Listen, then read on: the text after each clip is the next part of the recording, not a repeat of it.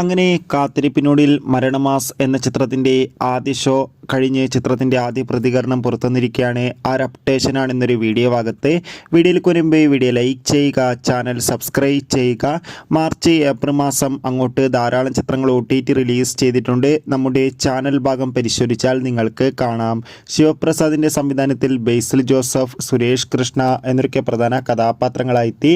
ഇന്ന് ഏപ്രിൽ 10 റിലീസിനെത്തിയ ചിത്രമായിരുന്നു മരണമാസ്. എല്ലാ സിനിമാ പ്രേമികളും ഒരേപോലെയായിരുന്നു മരണമാസ് എന്ന ചിത്രത്തിൻ്റെ റിലീസിനായി കാത്തിരുന്നത്.